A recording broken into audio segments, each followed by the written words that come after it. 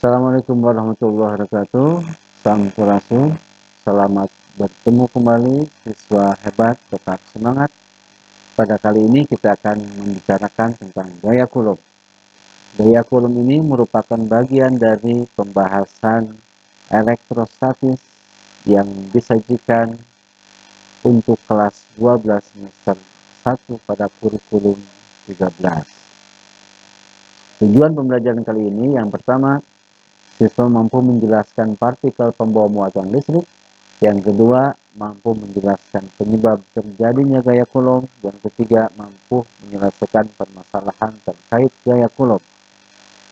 Adapun persepsi atau kemampuan dasar yang perlu kalian kuasai agar dapat dengan mudah memahami atau mengerti gaya Coulomb adalah yang pertama, pengertian tentang gaya. Yang kedua, cara penjumlahan gaya atau cara penjumlahan vektor. Nah, apa yang dimaksud dengan gaya? Gaya adalah sesuatu yang dapat menyebabkan perubahan gerak benda. Jadi, bila benda asalnya diam menjadi bergerak, atau sebaliknya dari bergerak menjadi diam, itu disebabkan oleh karena adanya gaya. Kemudian, bagaimana penjumlahan gaya?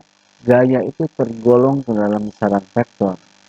Maka penjumlahan dan perkaliannya harus sesuai dengan aturan penjumlahan dan perkalian vektor. Pada bagian kali ini kita hanya menggunakan aturan penjumlahan vektor untuk penjumlahan gaya. Beberapa cara penjumlahan vektor yang kita ketahui dan mungkin kalian sudah kuasai. Yang pertama, penguraian vektor. Misalkan ada dua buah vektor A dan B. A membentuk sudut theta 1 terhadap sumbu X, B membentuk sudut theta 2 terhadap sumbu X. Maka kita uraikan vektor A dan vektor B tersebut pada sumbu X dan sumbu Y.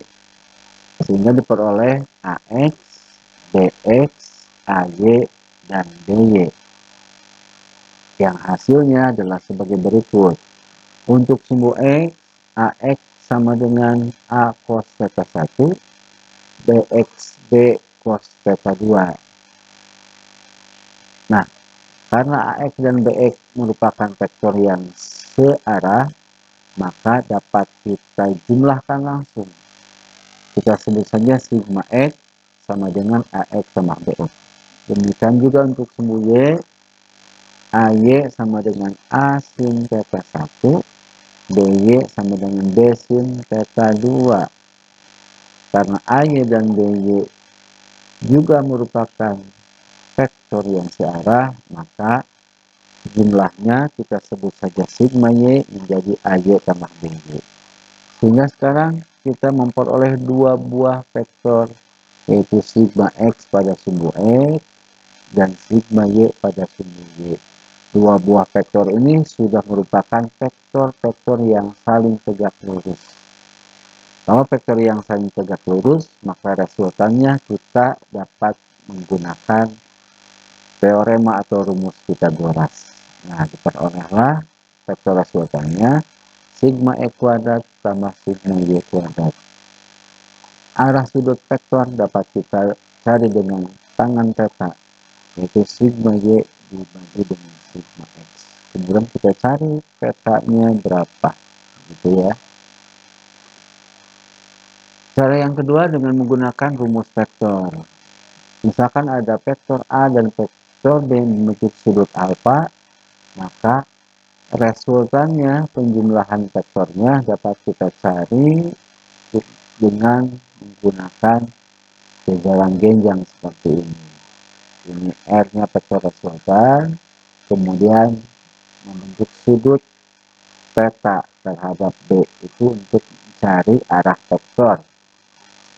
Besar vektor dapat kita cari dengan persamaan R sama dengan akar A kuadrat tambah B kuadrat tambah 2AB cos alfa. Adapun arahnya dapat kita cari dengan rumus R sin theta sama dengan A sin alfa. Dari mana Pak ini? Nah, itu diperdalam di matematik bagian vektor. Ya, kita masuk pada pembahasan fisikanya. Ruang lingkup materi yang akan disampaikan pada kali ini, yang pertama muatan listrik, yang kedua gaya Coulomb, yang ketiga rumusan gaya Coulomb, dan terakhir contoh soal terkait gaya Coulomb. Kita masuk pada bagian pertama, yaitu muatan listrik. Terdapat dua jenis muatan listrik, yakni positif dan negatif. Muatan listrik negatif dihasilkan oleh elektron, muatan listrik positif dihasilkan oleh proton. Jadi, dengan demikian, elektron dan proton dapat dikatakan sebagai partikel pembawa muatan listrik. Besar muatan listrik elektron sama dengan besar muatan listrik proton, yaitu sebesar 1,6 kali 10 pangkat min 19 Coulomb. Dari mana nih? Wah, ini sejarahnya panjang. Itu dibahas dalam pembahasan model atom. Muatan listrik sebuah atom bersifat netral. Dengan demikian, jumlah elektron sama dengan jumlah proton. Bagaimana kalau sebuah ion? Ion itu adalah ada ion negatif, ada ion positif, yaitu atom yang kelebihan atau kekurangan elektron atau proton. Ketika atom kekurangan elektron, maka dia menjadi ion positif.